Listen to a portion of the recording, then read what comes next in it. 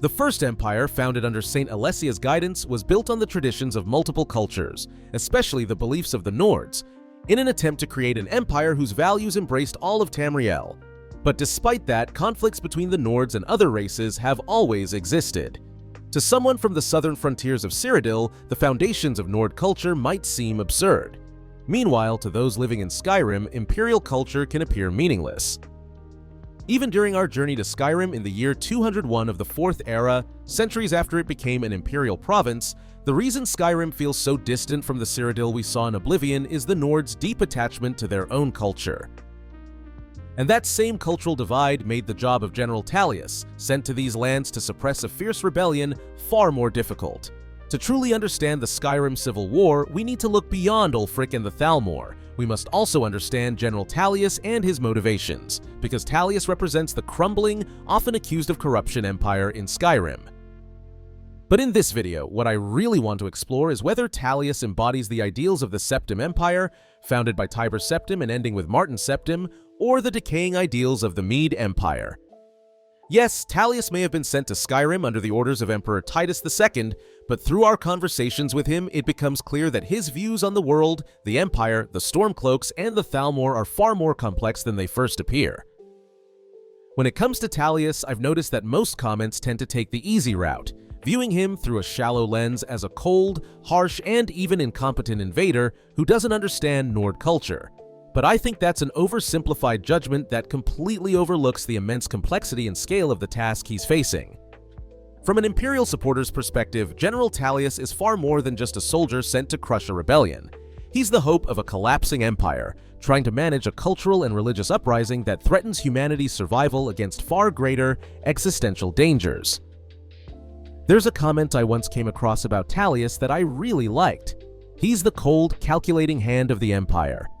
The reason I appreciated that comparison is because it reminded me that Tullius deserves a deeper, more thoughtful analysis rather than a simplistic label.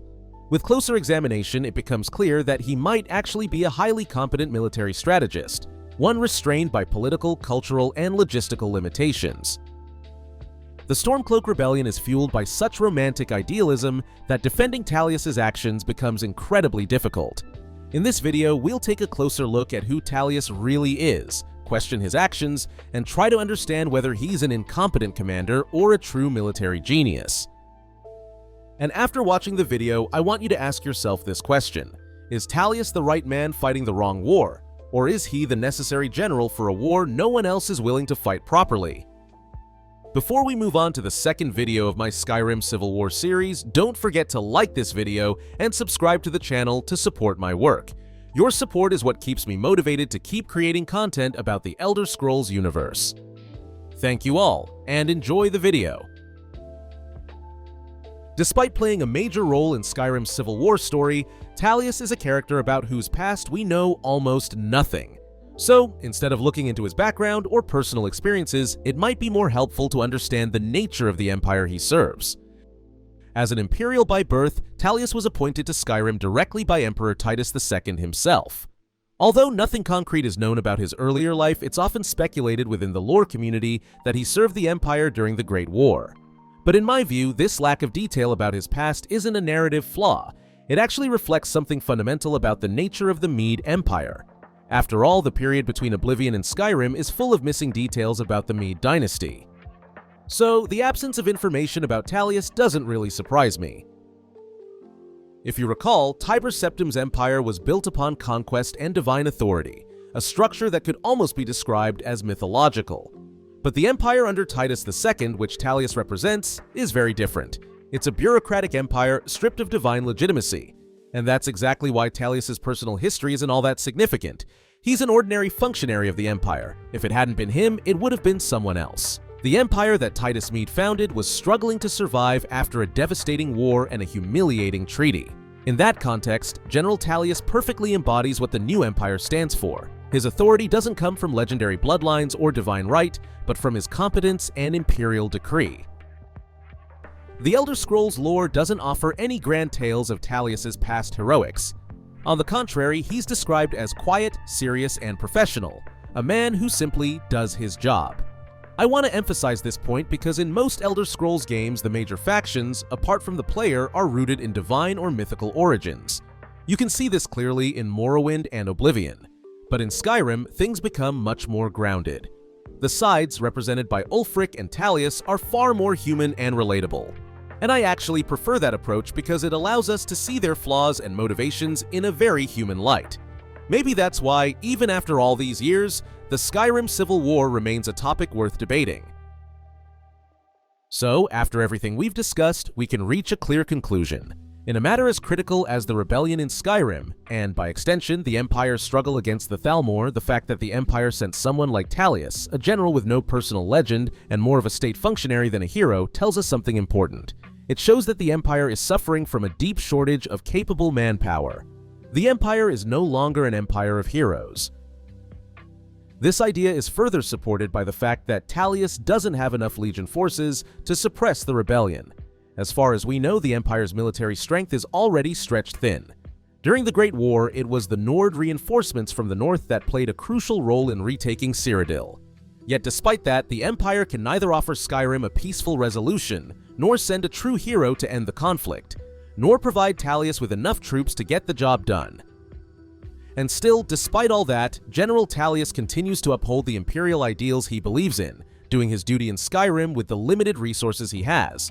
However, it's worth noting that while the Empire might lack the same Legion strength as before, its intelligence network far surpasses that of the Stormcloaks, a point I'll come back to later. Tullius is often described as a brilliant strategist and military genius. His reputation is the reason why figures like Jarl Elisif of Solitude, many Imperial sympathizing Nords, and even certain Jarls place their trust in him. Most of them are confident that Tullius will ultimately win the war. But beyond all that, the clearest proof of his strategic ability can be seen right at the very beginning of Skyrim. Tullius managed to ambush and capture Ulfric Stormcloak, the charismatic leader of the rebellion and a master of the Thu'um, and was taking him to his execution. That move alone speaks volumes about Tullius's tactical skill. In my previous video, I talked about Ulfric's deeds in Markarth and his duel with High King Torygg. Ulfric Stormcloak is undeniably a formidable warrior. Yet somehow, even with his mastery of the Thu'um, he was caught in a trap and taken prisoner by Tullius. Killing Ulfric would have meant ending half the rebellion right there. If Alduin hadn't appeared after centuries and burned Helgen to ashes, Tullius likely would have executed Ulfric and ended the Skyrim Civil War before it even had a chance to escalate. But as we all know, things didn't exactly go as anyone expected. One thing that's very clear about Tullius is his unwavering understanding of who the real enemy is. His primary motivation isn't hatred toward the Nords, it's his duty to protect the Empire from the Aldmeri Dominion. He openly expresses his contempt for the Thalmor and sees the Stormcloak Rebellion as a dangerous distraction, one likely stirred up by the Dominion to weaken the Empire. In fact, his hatred for the Thalmor runs so deep that he even admits it's almost enough to make him side with the Stormcloaks. That alone shows that his loyalty doesn't come from blind dogma, but from strategic necessity, a point that directly counters many of the criticisms made against him. Unlike many Stormcloak supporters, Tullius sees the Empire as the last true bulwark against the Dominion, and he serves it with unshakable patriotism, just as Ulfric is devoted to Skyrim. From this perspective, Skyrim's situation for Tullius looks like a critical front in the ongoing Cold War with the Aldmeri Dominion. That's why, in his dialogue and demeanor, you can sense that his focus isn't really Skyrim, it's Tamriel itself. For the rebellious Nords, this war might seem like a struggle for freedom and independence, but for Tullius, it's simply one front in the larger fight against the Dominion. The Second Great War is something many of us expect or hope to witness in the Elder Scrolls 6. Whether that's truly the next game's story or just an event that happens between eras, no one knows for sure. But one thing is clear. General Tullius firmly believes that the Second Great War is inevitable, because he sees that war as unavoidable. Losing Skyrim, a province with a fierce warrior culture and a strategic link to High Rock, would be a devastating blow to both Tullius and the Empire. That's why he views his mission in Skyrim as an operation of containment and resource preservation. Ending the rebellion quickly isn't about punishing the Nords, it's about strengthening the Empire before the next war begins. This distinction helps us separate Tullius's hatred for the rebellion from his feelings toward the Nords themselves.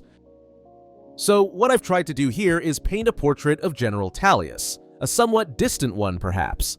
But the most tragic aspects of his character emerge in the clash between his personal beliefs and his public duties. We know he secretly opposes the Empire's white gold concordat with the Dominion, and that he still worships Talos in private. This puts his faith directly at odds with the harsh political reality of the Empire he serves.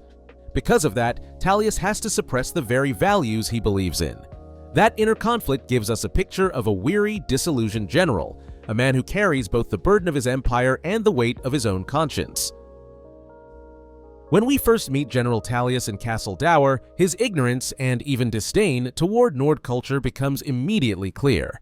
He dismisses many of their beliefs as foolish and even struggles to recall the name of their afterlife, Sovngarde. This attitude reflects his arrogance and tendency to judge things at face value, which also happens to be one of his most frequently criticized flaws. His condescending and dismissive attitude toward Nord traditions might seem like evidence of a poor appointment by the Emperor, but there's another way to interpret it. Tullius's position as an outsider in Skyrim could very well be a deliberate Imperial strategy designed to ensure military impartiality. Consider how he occasionally shows hints of sympathy or curiosity toward the Stormcloak cause. If the Empire had sent a Nord general, someone with personal, political, or religious ties to Skyrim, it's entirely possible that such a leader would have been swayed by the emotional and cultural appeal of the rebellion, or even lost their loyalty altogether. That kind of compromise would have been disastrous. From that perspective, appointing a foreigner like Tullius makes perfect sense. His detachment protects him from local bias and allows him to act purely in service of Imperial objectives. Yet, this same detachment also creates a major social handicap. His outsider's arrogance and inability, or unwillingness, to understand Nord customs put a wedge between him and the people he's supposed to govern. And for us as players, that distance is palpable. His cold, dismissive tone towards Skyrim's culture can make him hard to empathize with. But at the same time, it highlights a crucial theme at the heart of Skyrim's civil war: the struggle between cultural pride and Imperial pragmatism. Tullius stands as the embodiment of the latter, a man who values order and strategy over sentiment and tradition, even if it means standing alone in a foreign land that will never truly accept him. However, this gap in the Legion is filled by Tullius's right hand and second-in-command, the Nord legionnaire Legat Rikke. Tullius's choice of Rikke actually shows that, contrary to what many believe, he does care about Nord culture. Rikke serves as his cultural advisor and as a bridge between him and the local population. Their relationship also represents the ideal model of the Empire itself, an alliance between an external authority and a loyal, integrated local populace. This command structure reflects the very doctrine of the Empire. I believe it shows how the central authority aims to resolve rebellion through figures like Rikke, minimizing the risk of damaging a province's cultural identity while maintaining control. However, if you side with the Empire and progress through the story, you'll see that General Tullius's initial indifference and ignorance begin to change. Despite his arrogance at first, he gradually learns to respect Nord culture. Early on, he describes the Nords as savages and gives us the impression that the Empire is bringing civilization to their barbarism. But over time, that view evolves. He comes to see Skyrim's harshness as something that strips away life's illusions and reduces a person to their truest self. This transformation suggests that he's not as rigidly dogmatic as he first appears. On the contrary, he's a pragmatic commander who learns from experience. And that, I believe, is an essential quality for any true military genius. On the Imperial front in Skyrim, there's another major figure who stands out alongside Tullius, Elisif the Fair. As the widow of the late High King Torygg, who was slain in a duel by Ulfric, Elisif, and Tullius, share a relationship built on mutual benefit. The Jarl of Solitude, Skyrim's capital, has traditionally also been the High King's seat. For the Mede Empire, the Jarl of Solitude effectively serves as the governor of the province. However, Elisif's claim to the title of High Queen is weak under traditional Nord law. Nord custom dictates that a new High King is either the victor of a duel or chosen by a vote of the Moot, the Council of Jarls. Elisif's hold on the throne, therefore, depends almost entirely on her status as Torygg's widow, and more importantly, on the support of the Empire and General Tullius. Let's be honest. Beside a rival like Ulfric Stormcloak, Elisif hardly stands a chance. This brings us to a rather uncomfortable truth. Elisif is effectively Tullius's political puppet, and in many ways, that's exactly the case. In Solitude, the administrative heart of Skyrim, the real power lies not with Elisif, but with Tullius. The general uses Elisif's symbolic and cultural authority to sway the undecided Jarls toward the Imperial side. To be fair, Elisif herself seems to have some reservations about Tullius, but she doesn't really have a choice. Ulfric Stormcloak has become far too dangerous a figure for her to oppose the Empire on her own. By bringing Elisif to his side, Tullius managed to secure short-term control over a throne whose legitimacy was already in question. However, Ulfric's victory over Torygg, achieved in full accordance with Nord traditions, severely undermines the legitimacy of Solitude's crown. Tullius's goal is, in fact, to invalidate that ancient custom altogether. His decision to retrieve the Jagged Crown, a powerful symbol of the Nord monarchy, on Elisif's behalf is part of that strategy. Through this move, he aims to reinforce Elisif's weak claim to the throne with the weight of a traditional relic. But behind the scenes, that claim really belongs to the Imperial Legion. This conflict isn't just military, it's constitutional. Tullius envisions a new model of Skyrim's monarchy, one where the High King's legitimacy is granted and maintained by Imperial authority. It's a long-term strategy designed to weaken Skyrim's independent political spirit and integrate it more tightly into Cyrodiil's power structure. His goal isn't just to defeat Ulfric's army, but to dismantle the very cultural and political traditions that give Ulfric's rebellion its strength, making future uprisings far less likely. In a way, Tullius seems to understand the frustrations and ideals driving the Stormcloaks, yet he harbors a deep hatred for Ulfric Stormcloak himself. By accusing Ulfric of being a murderer and claiming he cheated in his duel with Torygg by using the Thu'um, Tullius is deliberately trying to undermine Ulfric's legitimacy. Part of that hatred, I think, comes from the similarities between the two men. Both are proud, strong-willed, and deeply egocentric. At their core, they share the same military mindset, so it's no surprise that their egos inevitably clash. When assessing the rebellion, Tullius separates the Stormcloak soldiers from Ulfric himself. His sympathy for the ordinary rebels constantly battles with his hatred of their leader. That's why he believes the rebellion will end the moment Ulfric dies. In his mind, Ulfric is the real target, the heart of the rebellion. Tullius also believes Ulfric is nothing more than a Thalmor puppet, knowingly or unknowingly serving their interests. And given Tullius's loathing of the Thalmor, it's no wonder he despises Ulfric just as much. Unfortunately, I can't accuse Tullius of incompetence.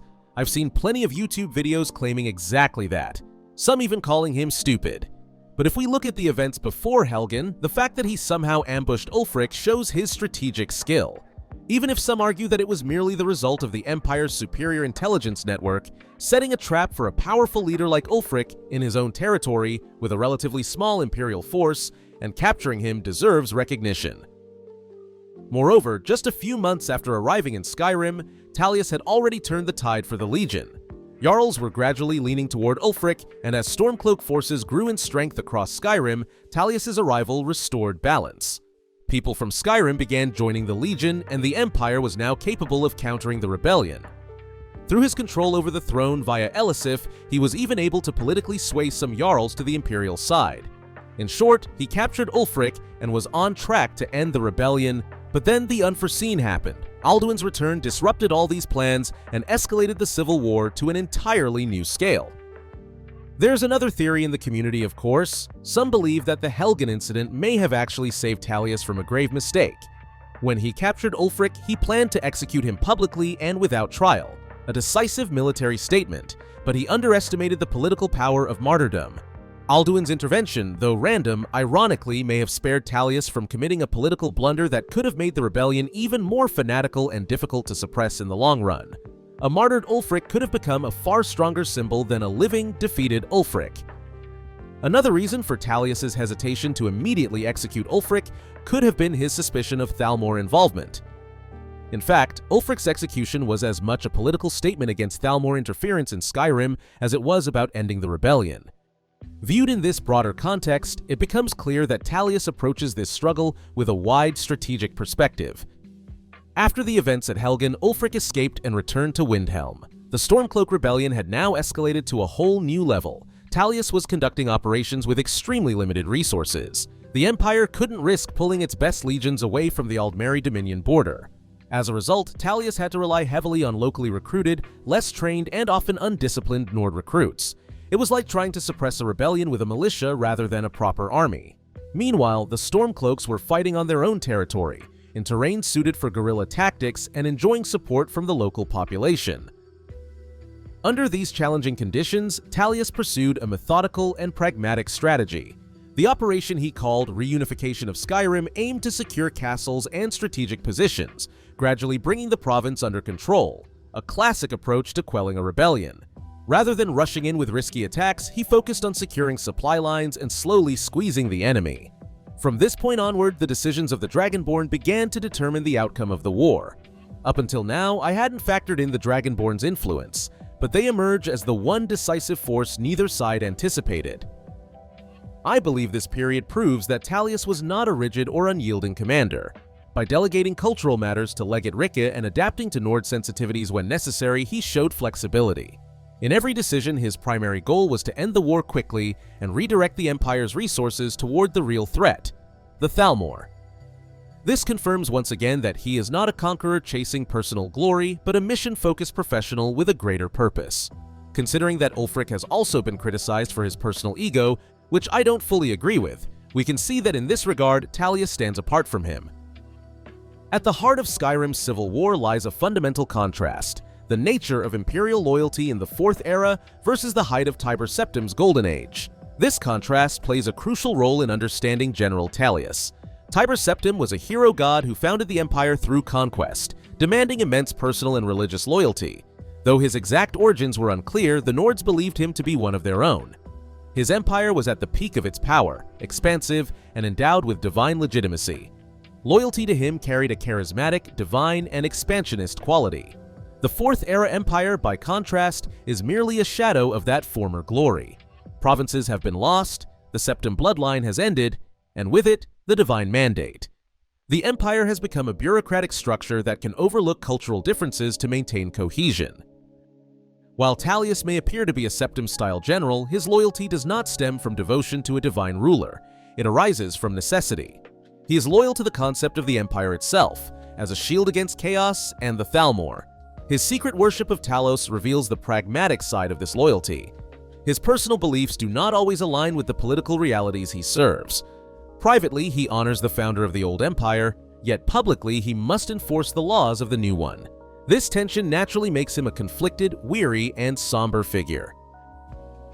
We see then that General Tullius is a tragic figure caught between two empires, an old-world patriot serving a new-world reality. If you side with the Empire, his final confrontation with Ulfric takes on an even more ironic dimension. That clash is not only a military victory, but also a profound personal tragedy. Tullius must kill a man who openly worships the god he secretly prays to. At its core, the Civil War represents the clash of two opposing philosophies, realpolitik and idealism. Let's explore these further to examine the motivations and actions of both sides on a deeper level. Realpolitik is a political philosophy that places national interests, security, and power above ideology, ethics, or morality. The Empire's acceptance of the humiliating white gold concordat to ensure its survival is a textbook example of realpolitik. In this philosophy, the preservation of the state comes before any moral or religious principle. General Tullius acts as the field agent of this philosophy. His focus is purely on the practical necessity of keeping Skyrim within the Empire, because doing so is vital to resisting the Dominion. On the other hand, idealism is a philosophy where actions are guided by moral, ethical, or ideological principles. For the Stormcloaks, refusing to compromise on their worship of Talos, even if it leads the province into a devastating war and potentially weakens humanity against the Thalmor, is a clear display of idealism. For them, principles like religious freedom and national identity outweigh pragmatic calculations of survival. In another video, I will analyze the Civil War more philosophically through these concepts. For now, I invite you to reflect on the Civil War within the framework I've briefly outlined. In this conflict, the notions of right and wrong become blurred. Once again, the Elder Scrolls universe draws us into a gray area and raises a question we could discuss for decades. What is the morally correct choice in the Civil War? Now I want to take you on a brief journey through the history of our own world. The Mede Empire in many ways resembles the Western Roman Empire during its decline. Both face a weakened central government, exhausted legions, reliance on troops gathered from provinces, internal divisions, and a strong, culturally distinct, external enemy. In the Mede Empire, this enemy is the Aldmeri Dominion. In Western Rome, it was the Sassanids and the Germanic tribes. Viewed in this context, we can consider General Tullius as a figure similar to Aetius or Stilicho, a general trying to hold the borders together under impossible conditions. Like Rome, the Mede Empire is no longer an expansionist power, but a state struggling simply to survive. Many of you have pointed out this similarity between the two empires under my videos, and I want to thank you for highlighting this perspective. Another historical parallel often drawn by the lore community is between the White Gold Concordat and the Treaty of Versailles. Both are seen as humiliating peace treaties imposed after devastating wars. Both contain degrading conditions, reparations and tribute, army demobilization, the disbanding of elite forces, like the Blades, and territorial concessions. Most importantly, both include a form of war crime clause. In Versailles, this was Germany's acceptance of guilt for starting the war. In the White Gold Concordat, it was the prohibition of worshipping Talos, the founding god of the Nords. Naturally, this ban created deep national resentment in Skyrim and laid the foundation for a nationalist, vengeful movement. The Nords' feeling of betrayal forms the core motivation for the Stormcloak Rebellion. So why do I keep highlighting these historical parallels in my videos? Because I don't see Elder Scrolls as just a work of fantasy. On the contrary, this game series explores universal themes like the collapse of empires, national honor, and the price of peace. I want to share this perspective with you and encourage looking at the events through these lenses. I hope I've managed to convey this point, even just a little. Throughout this video, we've covered many different aspects and examples. Let's return to the question we asked at the beginning. Is Tullius a military genius or an incompetent general? I admit that in almost every video I make, I tend to sympathize more with the Stormcloak Rebellion and often side with them, but that doesn't mean I won't give Tullius his due. I believe he is a strategically competent and capable Imperial general. His understanding of the Thalmor threat and his long-term strategic vision show that, beyond his military skills, he also has political acumen. Yes, perhaps his cultural ignorance and arrogance, his most criticized traits, make him less charismatic than Ulfric, but he is forced to play the hard, unpopular role necessary to defend the empire he loyally serves against an existential threat. I absolutely do not consider him inexperienced, foolish, or incompetent. On the contrary, he is a man the empire needs, a general who somehow remains effective on the battlefield despite limited resources. Perhaps by the time we reach the 6th game, the empire will no longer exist and will remember General Tullius as one of its last defenders. As a Stormcloak supporter, Tullius is a worthy adversary I enjoy challenging. I'm grateful to everyone who watched this video until the end. I hope my perspectives have sparked new ways of thinking for you as well. I'd love to hear your thoughts in the comments. I'll continue the Civil War series for a while longer, and I hope you're enjoying it. Don't forget to like this video and subscribe to my channel to support me. See you in the next video.